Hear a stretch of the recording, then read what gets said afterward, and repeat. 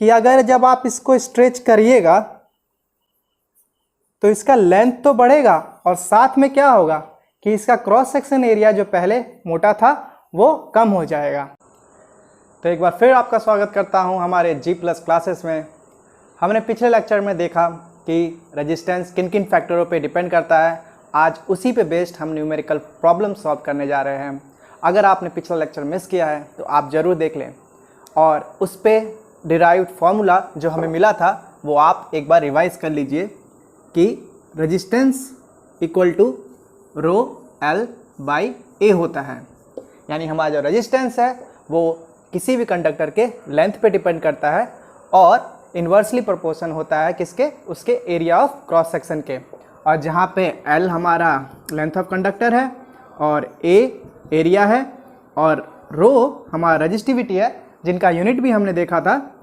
Length का आपका metre हो गया, एरिया का मीटर स्क्वायर और रेजिस्टिविटी का ओम मीटर।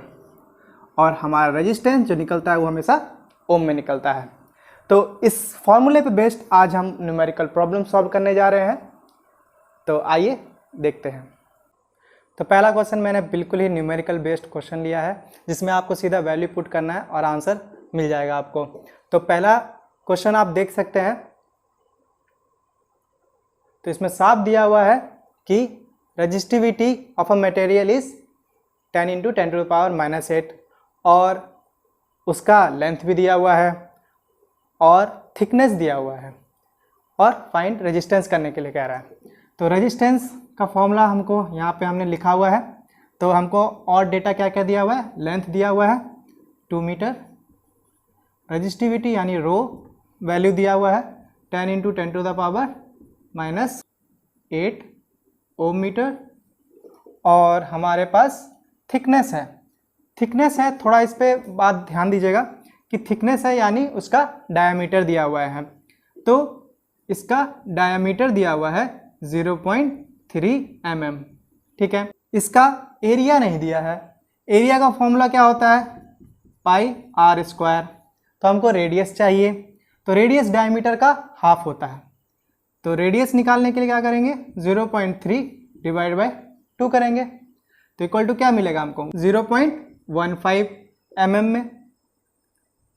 और mm से कन्वर्ट करने के लिए हमको मीटर में, क्योंकि हमको सारे वैल्यू SI यूनिट में होने चाहिए। तो लेंथ का SI यूनिट मीटर होता है, तो इसलिए इसको भी, तो हमारा R क्या हो जाएगा 0.15 × 10⁻³ ठीक है।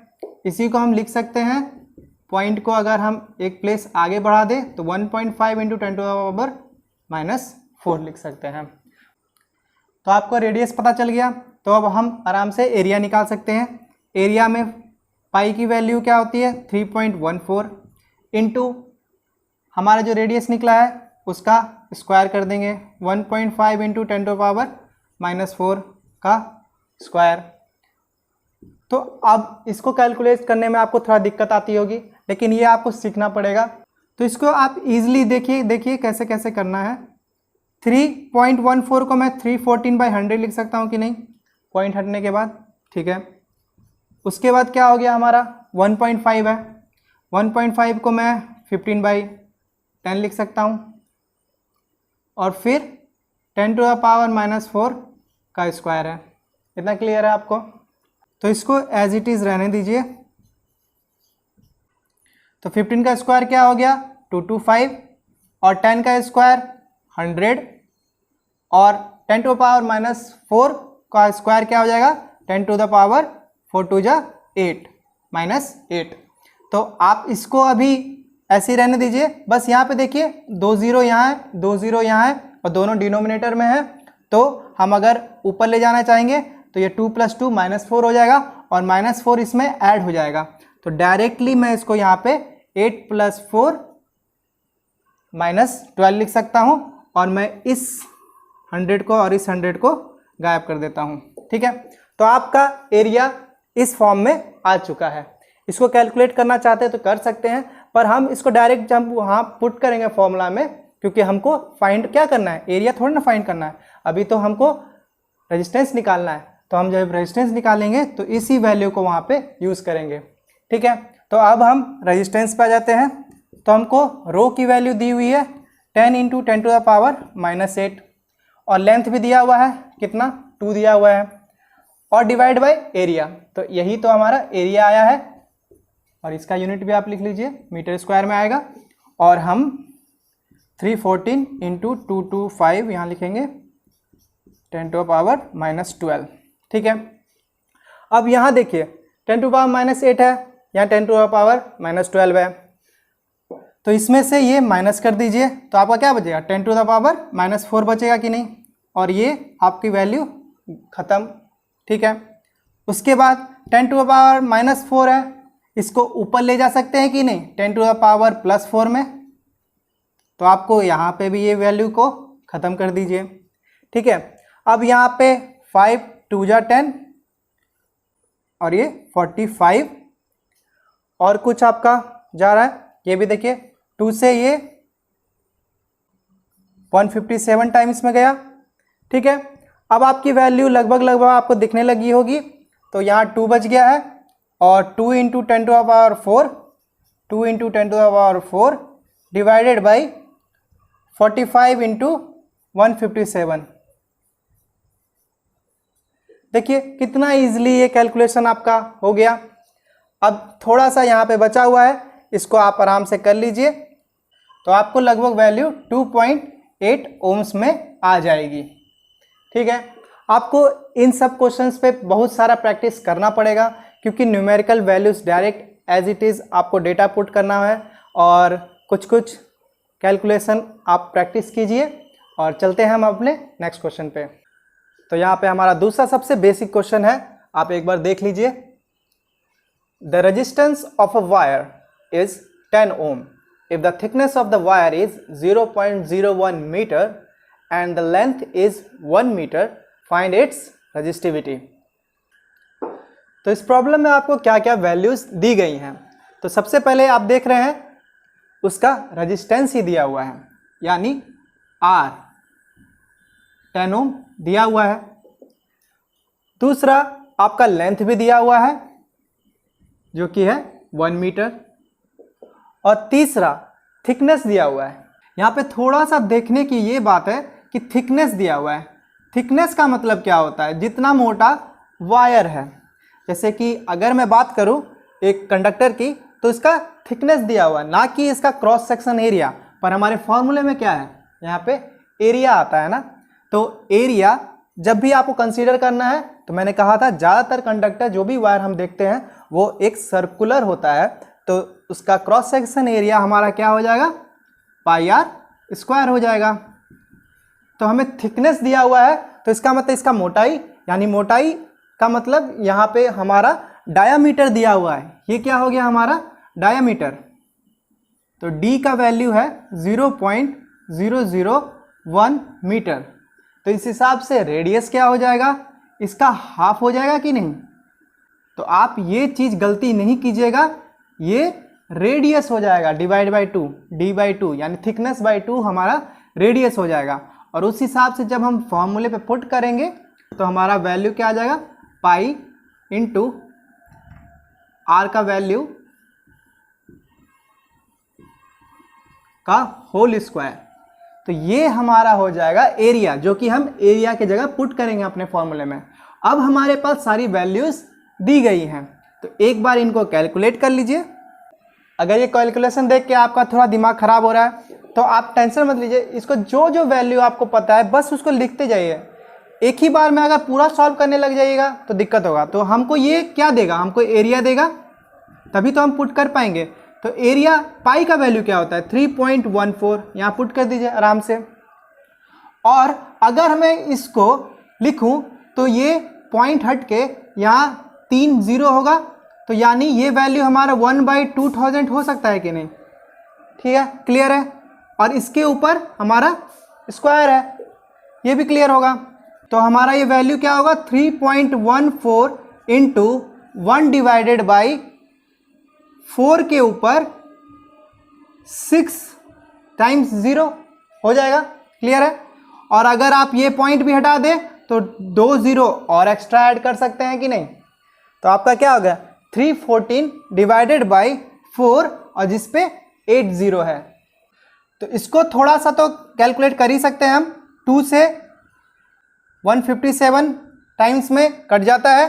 तो हमारा अब क्या हो गया एक्चुअल में वैल्यू, आप 157 डिवाइडेड बाई 2 इंटू, आप सोचिए अगर इसको 10 के पावर में लिखना हो तो ये 8 टाइम्स है और नीचे है, तो 8 टाइम्स 0 को ऊपर ले जाएंगे तो 10 टू द पावर -8 लिख सकते हैं कि नहीं। तो हमको एरिया क्या मिला, यहां पे मैं लिख देता हूं, एरिया इक्वल टू हमारा हो जाएगा 157 by 2 into 10 to the power -8। Clear है। अब हमको सारे डेटा वैल्यू मिल चुके हैं। अब हमको निकालना क्या है, रो निकालना है। रो निकालने का फॉर्मूला क्या होगा, एरिया को रेजिस्टेंस से मल्टीप्लाई करना होगा और लेंथ से डिवाइड करना पड़ेगा। तो हमको रो इस साइड सेपरेटली मिल जाएगा। तो हम इसी फॉर्मूला को चेंज करके लिख सकते हैं, rho equal to resistance into area divided by length. तो चलिए सारी वैल्यू पुट कर देते हैं हम यहाँ पे। अब तो रेजिस्टिविटी इक्वल टू हमारा क्या आ जाएगा, तो R यानी रेजिस्टेंस की वैल्यू हमारी क्या है 10 ओम इंटू एरिया, एरिया हमारा क्या निकला था 157 by 2 into 10 to the power -8। ठीक है, क्लियर है। अब सोचिए इसको डिवाइड किससे करना है, L से, यानी होल डिवाइडेड बाई 1 से। आप किसी भी वैल्यू को 1 से डिवाइड कीजिए ना कीजिए फर्क कुछ पड़ता है, नहीं पड़ता है ना। तो इसको 1 से डिवाइड करना ना करना एक ही बात है। तो हम इसको आराम से सिर्फ न्यूमरेटर का वैल्यू कैलकुलेट कर लीजिए, आपका आंसर आ जाएगा। तो 2 5 या 10, 5 इंटू 157 कीजिएगा, आपका आएगा 785 इंटू 10 टू द पावर -8। और क्योंकि ऐसे वैल्यू लिखने के लिए हम यहाँ पे अगर डेसिमल पॉइंट में जाएं तो 2 डेसिमल पॉइंट हम ऐसे बढ़ जाएं 7.85, तो 2 डेसिमल पॉइंट इससे भी घटा सकते हैं, हम लिख सकते हैं 10 टू द पावर -6। तो यही हमारा ओम मीटर, ये आपका रेजिस्टिविटी है, रो निकला है, रो का वैल्यू निकला है ना। तो आप ये यूनिट भी ध्यान से लिखिएगा। तो क्लियर है, ये आप एक बार देख लीजिए। तो आपने नोट कर लिया, तो बढ़ते हैं हमारे नेक्स्ट क्वेश्चन की ओर। तो ये तीसरा जो क्वेश्चन है हमारा, ये बहुत ही ज़्यादा गलत करने वाला क्वेश्चन है, जो स्टूडेंट बहुत ज़्यादा मिस्टेक करते हैं इस क्वेश्चन में। इस क्वेश्चन को आप एक बार देख लीजिए। यहाँ कह रहा है एक वायर है 10 सेंटीमीटर लेंथ का है और उसका रेजिस्टेंस है 4 ओम, और जब उस वायर को स्ट्रेच किया जाता है, इस वर्ड पे आप बहुत फोकस कीजिएगा, स्ट्रेच किया जाता है कितना, ताकि वो लेंथ डबल हो जाए, तब उसका क्या रेजिस्टेंस होगा वो आपको फाइंड करना है। ठीक है, इस क्वेश्चन में आप क्या करते हैं, सबसे बड़ा मिस्टेक कि लेंथ को तो डबल ले लेते हैं और आप ये भूल जाते हैं कि कभी भी किसी चीज़ का अगर लेंथ बढ़ेगा, आप सोचिए अगर आपके पास एक वायर है और उसको आप स्ट्रेच कर रहे हैं, तो सिर्फ क्या ये लेंथ बढ़ेगा, कि अगर जब आप इसको स्ट्रेच करिएगा तो इसका लेंथ तो बढ़ेगा और साथ में क्या होगा कि इसका क्रॉस सेक्शन एरिया जो पहले मोटा था वो कम हो जाएगा। तो ये चीज़ का आपको ध्यान रखना है कि लेंथ डबल करने पे जो एरिया होता है वो हाफ हो जाता है। ये चीज़ आप दिमाग में बैठा लीजिए कि लेंथ को अगर 2L कर दिया गया तो एरिया हमारा A/2 हो जाएगा। ये चीज़ आप क्लियर कर लीजिए, ठीक है, तभी आप इस क्वेश्चन को सॉल्व कर पाएंगे। तो एक और चीज़ आपको पता होगा, किसी भी मटेरियल का रेजिस्टिविटी उसको स्ट्रेच करने पे, उसको बेंड करने पे अलग नहीं होता है, चेंज नहीं होता है। तो इसीलिए इस मटेरियल का जो रेजिस्टिविटी यानी रो पहले जो था वो अब भी वही रहेगा। उसका लेंथ भले बढ़ गया है, क्रॉस सेक्शन एरिया भले कम हो गया है, लेकिन उसका रेजिस्टिविटी यानी रो वैल्यू हमेशा सेम रहेगा। ठीक है, तो यहाँ पर मैं जो सेकेंड एरिया है वो A2 ले लेता हूँ, सेकेंड लेंथ जो है L2 ले लेता हूँ, और वो पहले एरिया और पहले लेंथ को L1 और A1 ले लेता हूँ, और रो पहला और दूसरा दोनों ही सेम होगा, तो इसका कोई दिक्कत नहीं है। तो अब हम यहाँ पे दो केस बनाएंगे। पहले केस जब हमारे पास सब कुछ नॉर्मल था, और दूसरा हमारा जब लेंथ डबल हो गया। तो यहाँ पे केस 1 और केस 2 देखते हैं। तो केस 1 में हम फॉर्मूला लगाएंगे resistance equal to row L1/A1 का, और हमारा क्या निकलेगा, R1 निकलेगा। और क्योंकि रो दोनों केस में सेम रहेगा तो इसलिए हम इसको एज इट इज रो ही रहने देते हैं। तो R1 हमारा क्या था, 4 ओम, और रेजिस्टिविटी जो भी था सेम रहेगा, और L1 डिवाइडेड बाई A1। ठीक है, ये क्लियर है आपको। इसके हिसाब से अगर हम रो निकालना चाहें तो रो इक्वल टू क्या हो जाएगा, A1 into 4 divided by L1। ठीक है, तो हमारा रो का वैल्यू क्या आ गया, A1 into 4 divided by L1। ठीक है, अब हम सेकेंड केस में चलते हैं, और R2 हमको डिटरमाइन करना है, और R2 इक्वल टू क्या हो जाएगा, फिर से रो L2 बाई A2। ठीक है, तो L2 हमारा क्या हो गया है, 2L1 हो गया है कि नहीं। तो हम लिख सकते हैं यहाँ पे रो 2L1, समझ रहे हैं आप यहाँ पे। और A2 क्या हो गया है, A2 हमारा हो गया है A1/2। समझिएगा इसको भी, क्योंकि क्रॉस सेक्शन हाफ हो जाता है। और हमारा रजिस्टिविटी एज इट इज़ रहेगा कि नहीं, जो पिछले केस में था, क्योंकि रजिस्टिविटी कभी भी लेंथ और उसके क्रॉस सेक्शन एरिया चेंज होने पे चेंज नहीं होता है। तो रजिस्टिविटी हम एज इट इज़ यहाँ पुट कर सकते हैं। तो हमारा क्या निकला था, A1 into 4 divided by L1, और यहाँ पे क्या आ गया, 2L1 और डिवाइडेड बाई A1/2। ठीक है, ये आ गया आपका L1 कट गया, और ये 2 जो है ऊपर चला जाएगा, और A1 कट जाएगा। तो आपका जो R2 है वो इक्वल टू क्या हो जाएगा, 4 इंटू 2 इंटू 2, 4 इंटू 2 इंटू 2, 4 2 जा 8, 8 2 जा 16 ओम। यही आपका आंसर हो गया। तो यानी एक चीज़ आप नोट बना के लिख भी लीजिए कि अगर कभी भी किसी कंडक्टर को स्ट्रेच किया जाएगा डबल में, तो रेजिस्टेंस जितना भी पीछे था उसके स्क्वायर में चेंज होगा। यानी अगर हमारा पिछला वैल्यू R1 था तो R2 इक्वल टू क्या होगा, R1 का स्क्वायर। और डायरेक्टली आप ऐसे भी दिमाग में आंसर समझ सकते हैं कि 4 का स्क्वायर क्या हो गया, 16। तो R2 का वैल्यू हमारा क्या निकल गया, 16। ये आपको आंसर जाने के लिए है, लेकिन यही प्रोसेस आपको एग्जाम में करना पड़ेगा, जहां पे आपको रजिस्टिविटी की वैल्यू को इसके वैल्यू में पुट करना पड़ेगा, और तब आप देखेंगे सारी वैल्यू कैंसिल आउट हो ही जाएंगे और आपको यही बचेगा।